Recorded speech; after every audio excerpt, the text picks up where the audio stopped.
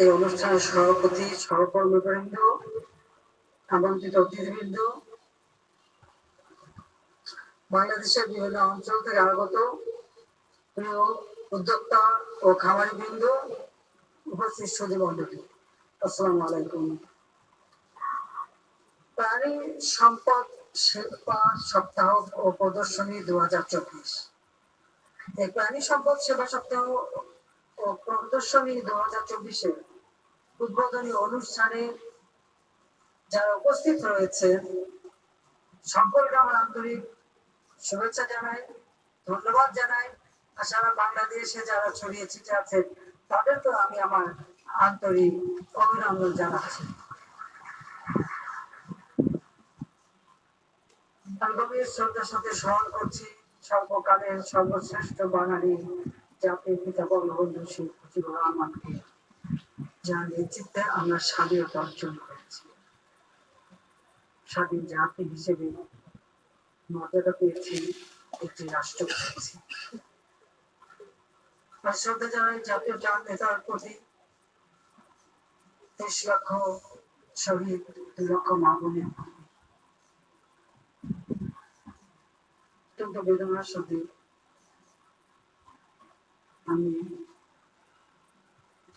স্মরণ করি বাঙালি জীবনের একটি কালো অধ্যায় 1975 সালের 15 আগস্ট, যেদিন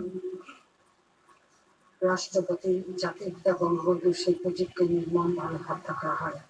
একই সাথে হত্যা করা হয়েছিল আমার মা বেগম ফজিলাতুন নেসা, আমার ছোট 3 ভাই মুক্তিযোদ্ধা ক্যাপ্টেন শেখ কামাল, মুক্তিযোদ্ধা লেফটেন্যান্ট শেখ জামাল এবং 10 বছরের ছোট্ট ভাইটি রাসেলকে একসাথে কামাল জামালে, নববনিতা পুতুল সুলতানা এবং পারুল জামালের জি। আমার একমাত্র চাচা শেখ আবু নাসের মুক্তিযোদ্ধা পঙ্গ ছিল, তাকেও হত্যা করে। ঠিক একই সাথে যুবনেতা শেখ ফজলুল মনি মুক্তিযোদ্ধা, তার অন্তঃসত্ত্বা স্ত্রী, তাদেরকে হত্যা করে। কৃষি মন্ত্রী আব্দুর রাফসান ভাই, তাকে নির্মমভাবে হত্যা করা হয়েছে। তিনিও মুক্তিযোদ্ধার সংগঠক ছিলেন। আমার ভগত বোন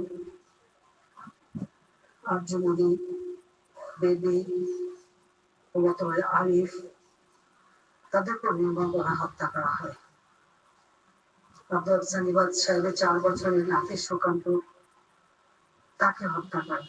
তার ভ্রাতুষ্পুত্র মুক্তিযোদ্ধা সাংবাদিক শহীদ সানিবাদকে হত্যা করে এবং আব্দুল রিন্টু সহ যাদেরকে 15 আগস্ট হত্যা করা হয়েছে, আমি তাদের আত্মার মাত্রার কামনা করি।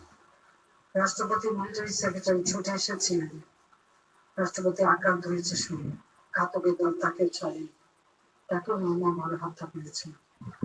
কর্মরত পুলিশ অফিসার সিদ্দিকুর রহমানকে হত্যা করেছে, আমি তাদের আত্মার মাত্রার কামনা করি। একটি জাতিকে স্বাধীনতা অর্জন করে দেওয়া এবং আত্মপরিচয়ের সুযোগ করে দেওয়া, সেই লক্ষ্য নিয়েই সেই 48 সালে মাতৃভাষা বাংলাকে রাষ্ট্রভাষার মর্যাদা দেওয়ার যে সংগ্রাম জাতির পিতা বঙ্গবন্ধু শুরু করেছিলেন, সেই সংগ্রামের পথেই আমাদের স্বাধীনতা। এপ্রিল মাস আজকে 18, গতকালকে গেছে 17 এপ্রিল। স্বাধীন গণপ্রজাতন্ত্রী বাংলাদেশের প্রথম সরকার গঠিত হয়েছিল এই 1971 সালে 17 এপ্রিল, এবং সেই সরকারই জাতির পিতা বঙ্গবন্ধু শেখ মুজিবুর রহমান প্রথম রাষ্ট্রপতি বাংলাদেশে, এবং শহীদ নজরুল ইসলাম উপরাষ্ট্রপতি, তারপরে আমরা প্রধানমন্ত্রী সহ মন্ত্রী পরিষদ শপথ গ্রহণ করেছিল স্বাধীন বাংলার মাটিতে, এবং সেদিন স্বাধীনতার ঘোষণাপত্র পাঠ করা হয়েছিল, যে ঘোষণার উপর ভিত্তি করে স্বাধীনতার পর জাতির পিতা আমাদের সংবিধান দিয়েছিলেন। কারণ 25শে মার্চ পাকিস্তানি হানাদার বাহিনী যখন গণহত্যা শুরু করে, 26শে মার্চ জাতির পিতা স্বাধীনতা ঘোষণা দেন, তারপরে তাকে গ্রেপ্তার করা হয়। তারই নির্দেশিত পথে মুক্তিযুদ্ধ পরিচালনা করে আমরা বিজয় অর্জন করি। বঙ্গবন্ধু কন্যা জননেত্রী শেখ হাসিনা, মাননীয় প্রধানমন্ত্রী, গণপ্রজাতন্ত্রী বাংলাদেশ সরকার, তিনি উদ্বোধন করেছেন।